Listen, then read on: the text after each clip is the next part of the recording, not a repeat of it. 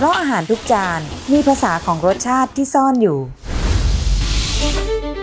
ผัดไทยที่มันจะเป็นอะไรที่ฝรั่งชอบเนาะแล้วมันก็อร่อยแล้วมันก็ง่ายๆดีมันก็เป็นอะไรที่มีเสน่ห์มากๆเลยนะเพราะว่ารสชาติมันอะแบบกินแล้วมันครบอะผัดไทยอร่อยมาก Of course I think it's the sauce which makes the pad thai really special มันเป็นจุดศูนย์รวมวัฒนธรรมของอาหารนะ Traditional of Food อาหารที่รวบรวมวัตถุดิบจากหลายๆที่ในประเทศไทยมันคือความภาคภูมิใจของคนไทยและผมก็ดีใจนะภูมิใจเราเห็นคนซึ่งไม่ใช่คนไทยอ่ะทำไมเข้ามาสนใจอาหารการกินแบบคนไทยผัดไทยแซ่บ แล้วอะไรคือเสน่ห์ของผัดไทยที่ครองใจคนทั่วโลก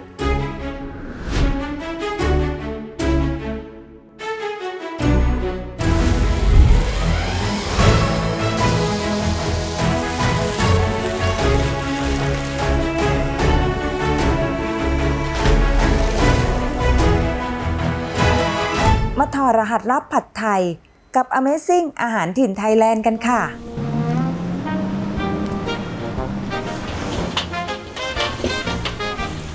ผัดไทยมันเป็นจุดศูนย์รวมวัฒนธรรมของอาหารนะ Traditional of Food อาหารที่รวบรวมวัตถุดิบจากหลายๆที่ในประเทศไทยกุ้งแห้งมาจากภาคใต้ใช่ไหมเส้นจันทร์มาจากภาคกลางไอ้นู่นไข่นู่นนี่นั่นทุกอย่างมันรวมกันไปหมดจนเป็นอาหารจานนี้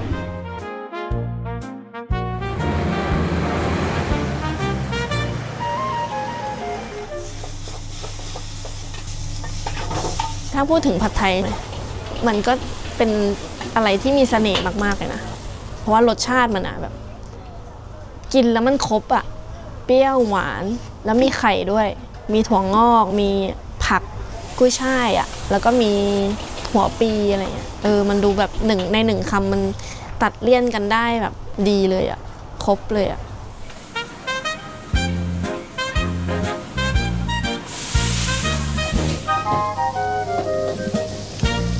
ตอนที่หม่าเริ่มทำผัดไทยตั้งแต่อยู่อายุประมาณ14เลิกเรียนกลับมาก็มาช่วยที่ร้านนี่แหละแม่ทำอะไรเราก็ดูพยายามดูว่าเขาทำยังไงแล้วก็ทำตามเตรียมของหั่นของ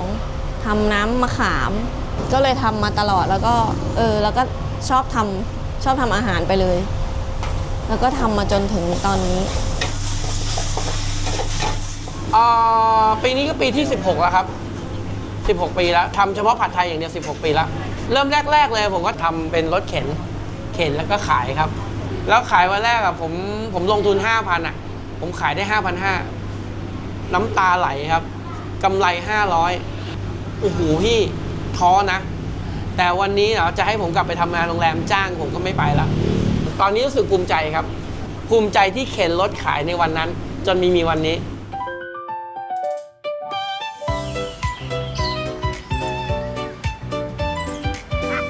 บ้านทุ่งอ่างทองที่ถ่ายทอดรสชาติและวิถีชีวิตไทยให้กับเบนเชฟชาวเยอรมันที่หลงไหลในอาหารไทยจนเขียนหนังสือ Bangkok Original Street Food บอกเล่าเสน่ห์อาหารไทยสู่โลกเป็นภาษาเยอรมันจากการบินไปกลับเรียนรู้การทำอาหารไทยจากแม่จอยอยู่หลายปีเพราะสำหรับแม่จอยความอร่อยไม่ได้อยู่ที่สูตรแต่อยู่ที่ความเข้าใจในวัตถุดิบและหัวใจของคนทำอาหารที่สั่งสมประสบการณ์มาทั้งชีวิต Joy is one of my highlight, my friend, my Thai mother, and I love to come twice, 3 times a year. There's something Thai food makes me happy because makes me smile, and because for me as a chef also in Germany this is very important to see where the food grows up. And I met her, my Joy, and she was so kind and she was so happy that I'm so interested in the culture and in the food. It was just a match. คือแม่ก็เพลินโชคดีว่าแม่ของตัวเองทำของหวานทำกับข้าวอะไรเก่งเป็นเราก็ได้ตรงนั้นมามันก็ได้สืบทอดให้ลูกให้หลานไป เบนนี่มันเริ่มมาจากก้อยพามาก้อยเขามาทำบ้านทุ่งอ่างทองอะนะเบนเขาเป็นคนอะไรคนล่าเริงง่ายๆคนไม่เรื่องมากแล้วเขาเป็นเด็กคนหนึ่งเขาก็น่ารักดีเขาอยากเรียนนู่นเรียนนี่เขาบอกมาเรียนตัวนี้เอาเลยเต็มที่ฉัน เพราะฉันก็ถนัดอยู่แล้วเธอมาเหอะเธอเหมือนลูกเหมือนหลานมาหาจบ She welcomes Farang. So you speak English, but Majoi speak Thai. How do you guys communicate together? By vibrations. We communicate by vibrations with Food language? like food language, like eye contact, and of course, so we have an assistant to translate, and also I'm learning Thai right now, Thai language. Can you show me? Can you show us? Pad Thai Sep. ผัดไทยแซ่บ ผัดไทยนี่มันจะเป็นอะไรที่ฝรั่งชอบเนาะแล้วมันก็อร่อยแล้วมันก็ง่ายๆดีแม่ก็ไม่นึกว่าเบนเขาจะติดใจขนาดนั้นไงแล้วเขาทำจริงทำจังแล้วก็มีโรงเรียนสอนที่นู่นเลยอ่ะเขาเก่งนะแม่ว่าเขาเก่ง Majoi is cooking so good and so tasty that I've been really nervous, but we had a lot of fun, Sanuk Mak Mak, so that goes easy.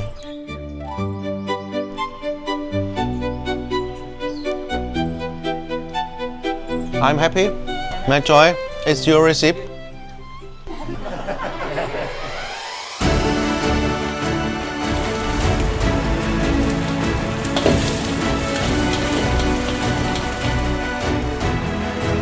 คือการเลือกเส้นนี้มันเป็นหัวใจของอาหารประเภทเส้นเลยนะ คือบางทีรสชาติมันเป็นแค่ 30-40% ก็เท่านั้นเอง แต่เส้นนี่มันเป็น texture เวลาเราผัดออกมาทำยังไงให้เส้นมันได้ความเหนียวนุ่มและไม่มัน เราก็ต้องเลือกในส่วนของเส้นที่จะตอบโจทย์ของเรา ไม่ใช่ตอบโจทย์ลูกค้านะตอบโจทย์เราที่จะทำให้เราสามารถทำเส้นแบบนั้นให้ลูกค้าทานได้ เพราะฉะนั้นผมเลือกในส่วนของเส้นจันทร์แต่ลองมาหลายเส้นละถ้ามันไม่โอเคผมทิ้งเลยผมเลือกมาจนแบบมันสุดละ16 ปีเนี่ยผมหาดีที่สุดได้เท่านี้ละคือเอาจริงๆเลยนะเมื่อก่อนผมก็ไม่รู้จักหรอกเส้นจันทร์เนี่ยเส้นที่เป็นเส้นสดเนี่ยเมื่อก่อนผมก็ใช้เส้นก๋วยเตี๋ยวผัดเหมือนกันเส้นที่เป็นเส้นก๋วยเตี๋ยวเส้นเล็กอ่ะมันต้องลวกอ่ะเพราะมันเป็นเส้นที่อบแห้งส่วนเส้นจันทร์มันเป็นเส้นที่ผึ่งให้แห้งวิธีการทำที่ทำให้มันสุกอ่ะมันก็เลยยากกว่ากันเยอะนิดนึง เส้นก็สำคัญเพราะว่าถ้าเส้นมันเละมันก็ทำให้ผัดไทยไม่อร่อยมันไม่มาตรฐานอ่ะมันเละเกินไปพอผัดแล้วมันก็เป็นก้อนผัดไทยถ้าเกิดเส้นไม่ดีก็จบเลยต้องพยายามหาเส้นที่มันดีที่สุด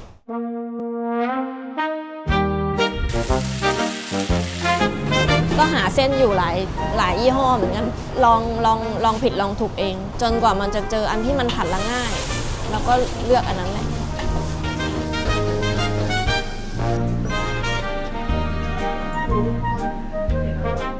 ของเราเป็นเส้นผัดไทยโดยตรงมันมีเส้นผัดไทยโดยตรงไม่ใช่เส้นจันทร์เขามีขายโดยตรงมันจะเส้นใหญ่เส้นหนากว่าก๋วยเตี๋ยวเส้นเล็กทั่วๆไปนึกออกปะเรากินก๋วยเตี๋ยวมันก็เป็นก๋วยเตี๋ยวเส้นเล็กธรรมดามันจะไม่แบบนี้มันจะเละจะเปื่อยเร็วนึกออกปะ When you first try to cook pad Thai in Germany, what noodle did you use and does it work? Do you use a Germany noodle? No, I didn't use German noodles because they are made from wheat and not from rice. I know you can use wheat noodles for pad Thai, but I don't like. Senjan is the best, right? It's the best, yeah. So the Germany noodle, did you have ever tried that with the Germany noodle? In Germany, I'm from the south, and we have some small noodles made with egg and flour. It's called Spätzle, and indeed I made like pad Thai with German noodles, and my customers in my restaurant, in my cooking school, they love it. And this is one of my special food to mix German food with Thai food.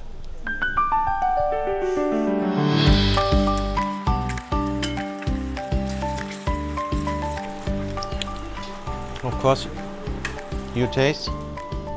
The charm of Pad Thai, I think it's the sauce, which is salty, sour, and sweet,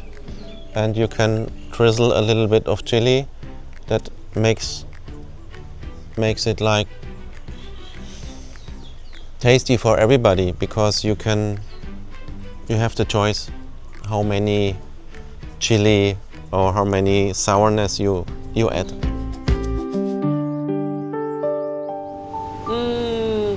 อย่างแรกเลยคือวัตถุดิบที่ดีนะเมื่อก่อนผมใช้วัตถุดิบอะไรก็ได้แล้วทำอาหารออกมาดี มันก็ยังควบคุมยากอยู่ แต่วันนี้ผมใช้วัตถุดิบที่ดีและทำอาหารที่ดี มันควบคุมง่ายครับเวลาเราใช้วัตถุดิบที่มันลงตัวแล้ว หัวใจของผัดไทยน่าจะเป็นน้ำมะขามปะถ้าใส่อย่างอื่นรสชาติมันก็ไม่ใช่อย่างนี้อะซอสที่ทำก็เป็นสูตรที่แม่ทำมาตั้งแต่แรกเลยก็ไม่เคยเปลี่ยนอะไรเลยก็ทำเหมือนเดิมทำตามเขายังไม่เคยเปลี่ยนอะไร เราใช้มะขามเปียกแต่ละวันแต่ละรอบมันไม่เหมือนกันมันมีเปรี้ยวน้อยเปรี้ยวมากเราก็พยายามชิมแต่ว่านี่ก็หามะขามเปียกที่มันแบบสำเร็จรูปที่มันเป็นมะขามเปียก 100% เพราะมันจะได้รสชาติแบบเหมือนเดิมตลอดเบสหลักของที่ร้านเนี่ยเราจะเคี่ยวตีเริ่มจากมะขามกันเลยทุกอย่างเลยเริ่มจากมะขามแล้วความบาลานซ์ระหว่างมะขามน้ำตาลและก็ความเค็มของธรรมชาติที่ร้านเราจะไม่ใช้น้ำปลาแล้วก็เราใช้เกลือครับใช้เกลือธรรมชาติในการปรุงนะครับปรุงรสเพื่อให้มันอยู่ในระดับที่มาตรฐานของเรา ซึ่งเอาจริงๆเลยในแต่ละฤดูรสชาติเราจะไม่เหมือนกันเลยเพราะว่ามันตามเบสของเราคือมะขามในช่วงฤดูร้อนเนี่ยอร่อยที่สุดปรุงยังไงก็อร่อยมันจะกลมกล่อมมันจะมีความหวานมะขามจะมีความเปรี้ยวและหวานในตัวมันจะนัวเลยครับแค่ใส่เกลือกับน้ำตาลเข้าไปนิดเดียวก็อร่อยแล้วส่วนฤดูฝนมันก็จะจางๆหน่อยส่วนฤดูหนาวก็จะเปรี้ยวหน่อยถ้ามะขามในช่วงหน้าร้อนเรายังเหลืออยู่มันก็ยังโอเคไงแต่เวลามะขามมันมาแต่ละที่มันไม่เหมือนกันจริงๆครับพอเวลาเราใช้กับมาปุ๊บการที่เราใส่เท่าเดิมมันไม่พอแล้วบางทีใส่เท่าเดิมอาจจะเยอะเกินไปด้วยมันก็เลยกลายเป็นว่าพอแกว่งพอเริ่มเปรี้ยวเกินไปหรือเปรี้ยวน้อยเกินไปเราจะต้องเติมของเพื่อทำการแก้รสชาติตรงนั้นพอการแก้รสชาติมันแก้ได้ออกมาโอเคแต่มันไม่ใช่เต็มร้อยมันก็จะได้อยู่ประมาณนั้นประสบการณ์อย่างเดียวชิมครับชิมทำเสร็จชิมเสร็จทิ้งไว้คืนนึงอีกเช้ามาก่อนขายก็ต้องให้ชิมก่อนครับ Of course, I think it's the sauce which makes the Pad Thai really special. She showed me to have fresh tamarind and add some water and squeeze the juice out of the tamarind and adding some fish sauce. Cook it a little bit and put some palm sugar and then cook it to a nice sauce. That's the secret. How do you feel at the first time? I was surprised. I really was surprised because I learned it from cookbooks in a different way. การทำกับข้าวอย่างที่แม่บอกนะมันไม่ตายตัวนะเราก็ได้แต่บอกหลักๆไปมันก็อยู่ที่ตัวเธอนะแม่ก็บอกอย่าให้มันได้เนี่ยให้ได้3 รสเนี่ยแล้วไม่ต้องใส่ผงชูรสมันอร่อยแล้วลูกบอกเขาก็งงทีแรกทำไมแม่ต้องใส่น้ำตาล2 อย่างทำไมไม่ใส่อย่างเดียวก็เลยอธิบายเขา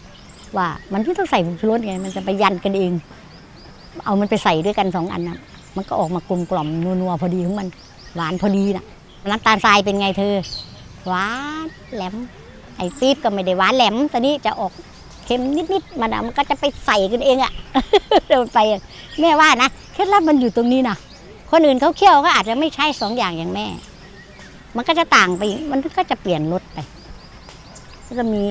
สับหัวหอมปนหน่อยแล้วก็มีเกลือก็ต้องใส่นะไปหน่อยน้ำปลาแม่จะไม่ค่อยเน้นเท่าไหร่มันจะต้องมีมันจะออกหวานแต่เปรี้ยวนี่เรามาใช้พวกมะเฟืองมะม่วงมะนาวบีบ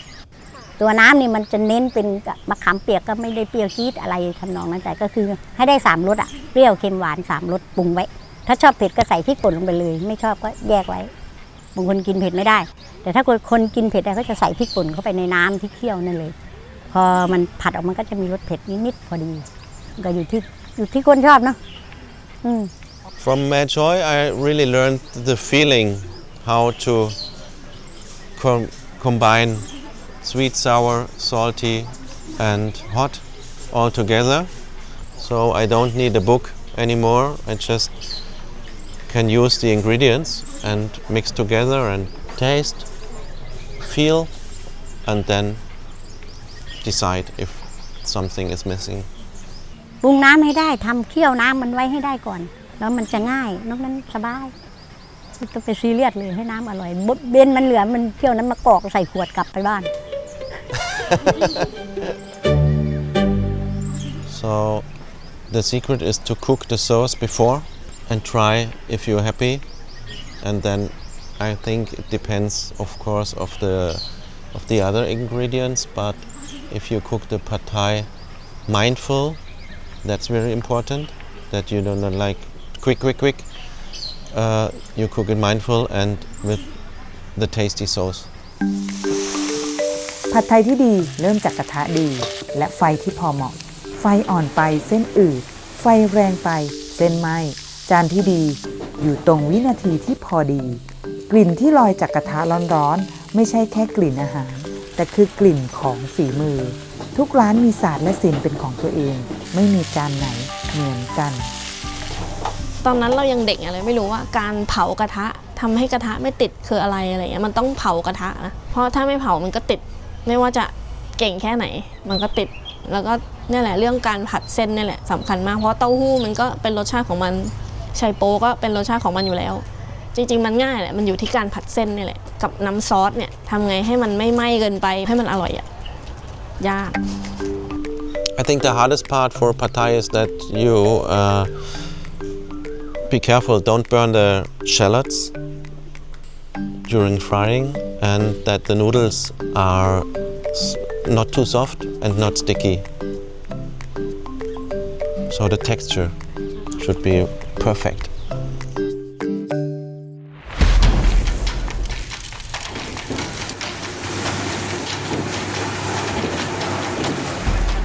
การที่เราจะบอกว่าใครควรจะใช้ไฟยังไงมันบอกไม่ได้จริงๆเพราะแต่ละคนใช้ไฟไม่เหมือนกันครับมันคือความรู้สึกของคนที่ทำอาหารนะอย่างผมเนี่ยยืนผัดเนี่ยผมผัดให้ตายผัดยังไงก็ไม่ยอมไหม้ไฟก็ไม่ยอมร้อนสักทีแต่ถ้าคนอื่นมาจับกระทะผมบอกทำไมไฟมันร้อนจังเลยผมผัดยังไงมันก็ไม่ยอมไหม้ไม่เชื่อมาลองผัดอะไรดูสักนิดนึงเราจะรู้ว่าเฮ้ยทำไมไฟมันร้อนจังเลยแปลว่าอะไรแปลว่าผมร้อนกว่าไฟนะ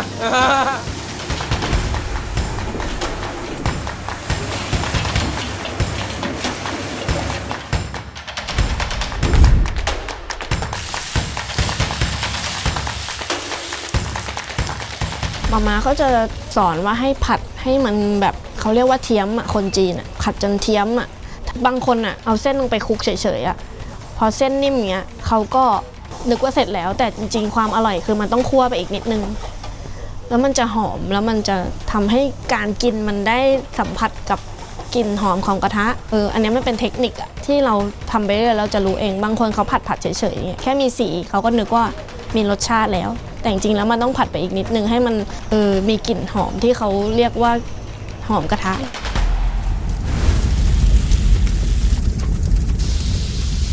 กลิ่นกระทะเหรอกลิ่นกระทะมันเป็นสำหรับผมนะมันเป็นของแถมจากการใช้ไฟมากกว่ามันเป็นของแถมจากการใช้ไฟที่ถูกวิธีมากกว่าการระบายความร้อนการระบายความชื้นออกจากวัตถุดิบอาหารนะครับบางครั้งคนที่ทำอาหารจานเนี้ยเขาไม่เข้าใจว่าในเส้นเนี่ยมันมีความชื้นแล้วนะมันมีอันนี้นะแล้วใส่ความมันเข้าไปอีกอะไรอีกมันเลยกลายเป็นเส้นอืดเส้นอมน้ำมันเส้นมันเส้นเหนียวเส้นติดกัน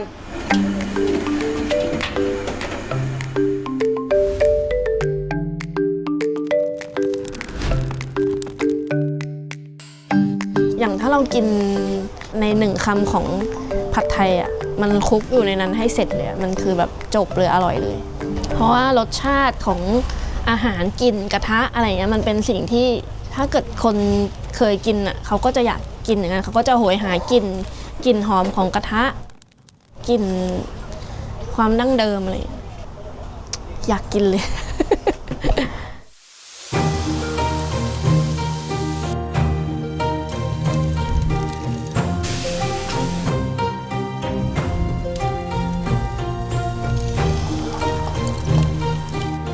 คือการเสิร์ฟเนี่ยแม่เขาอยากเสิร์ฟเขาอยากตอนแรกเขาอยากทำแค่ผัดไทยธรรมดา แต่เราอยากเอาไปห่อไข่ เราอยากเอาไป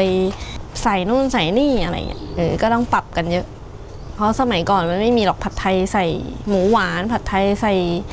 อะไรแปลกๆอะไรก็จะมีแต่กุ้งแต่เดี๋ยวนี้มันใส่อะไรก็ได้ผัดไทย ทุกวันนี้ก็มีคนสั่งผัดไทยหมูหวาน แล้วก็มีผัดไทยราดกุ้งคั่วพริกเกลืออะไรเงี้ยมันก็แล้วคือร้านเนี้ยใครจะคีเอทอะไรก็ได้ผัดไทยใส่อะไรก็ได้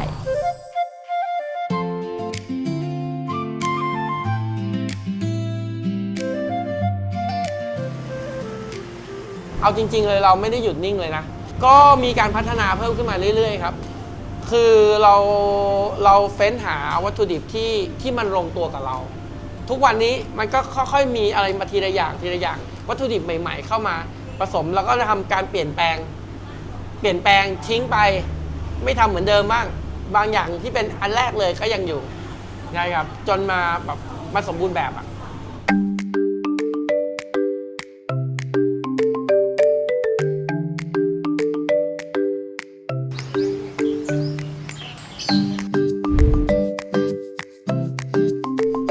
Pad Thai, I got taught by Mei Choi many years ago. Yeah, we start with the tofu.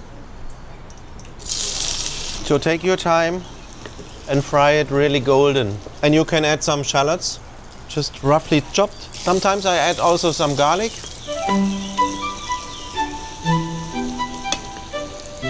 Yeah.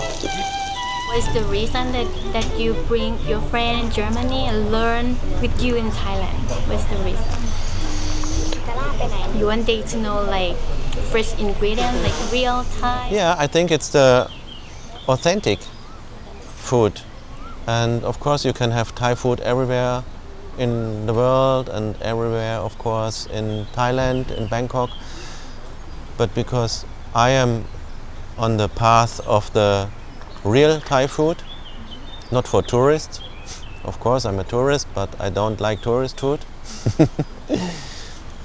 And my friends, they want to see the real Thai food and also the people behind. Okay, this is Pad Thai. So you can, of course, fresh sprouts on the top, very important. Of course, chili.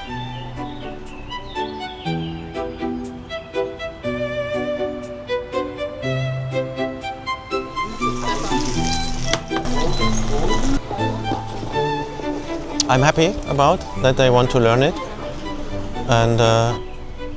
it's always nice to give. So if you give something you know to other people, they are really interested. It's like a gift for me. So that's my day life, to give my knowledge in Thai food to other people. So this is one of my highlights, but of course I will come to Thailand the rest of my life. รสชาติ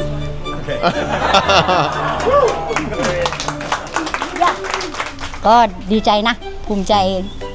เราเห็นคนซึ่งไม่ใช่คนไทยอ่ะทำไมเข้ามาสนใจอาหารการกินแบบคนไทยแต่เขาก็มานะเหมือนกันนะเปิดร้านสอนอ่ะเปิดโรงเรียนอ่ะเก่งเขามีมานะยอมรับว่าเขาเก่ง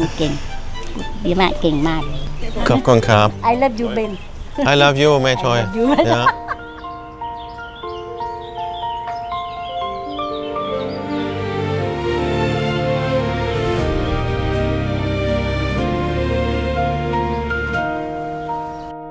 เมื่อก่อนเนี่ยเวลาฝรั่งเข้าเมืองไทยเขาจะกินอยู่ไม่กี่อย่าง กินต้มยำแกงเขียวหวานอยู่แค่นี้แต่ยังไม่มีอะไรอาหารผัดจะไม่มีเลยผมก็คิดว่าตั้งเป้าไว้ว่าจะทำผัดไทยให้มันทัดเทียมกับต้มยำกุ้งและแกงเขียวหวานครับมาถึงปีนี้ก็พูดได้เต็มปากว่าผัดไทยนี่อันดับหนึ่งละคือฝรั่งส่วนใหญ่ที่มากินผัดไทยร้านผมอะจะเป็นฝรั่งที่เขากินผัดไทยกันทุกวันสิ่งหนึ่งอาหารอย่างเดียวที่ฝรั่งกินได้คือผัดไทยเขาจะกินกันทุกมื้อพี่มา30 วันเขากินวันละจานทุกมื้อ มาครั้งหนึ่งฝรั่งกินผัดไทยมากกว่าเราทั้งชีวิตอีก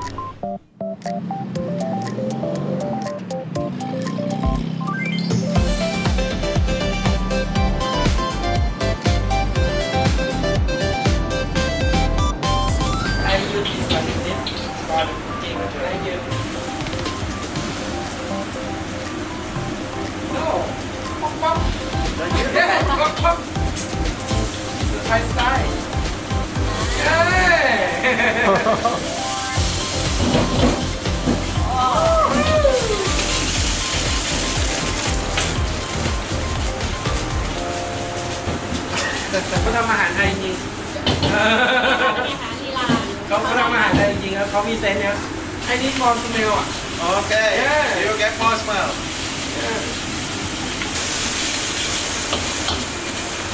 โอเค Okay.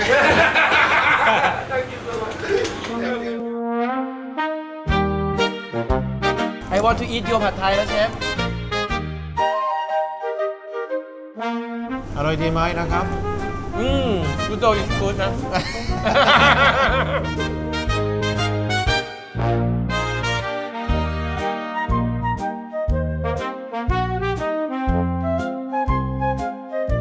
เวลาต่างชาติสั่งแล้วเราถามว่าอร่อยไหมเขาบอกอร่อย ก็โอเคละสำเร็จ จบ แค่นั้นเราก็ภูมิใจแล้วเพราะว่า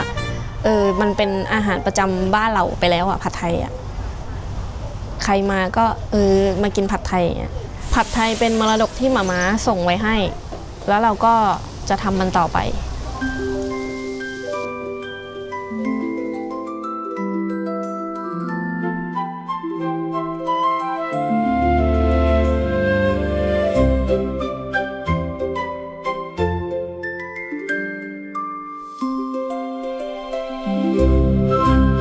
ผัดไทยจานนี้ผมไม่ได้คิดเองทั้งหมด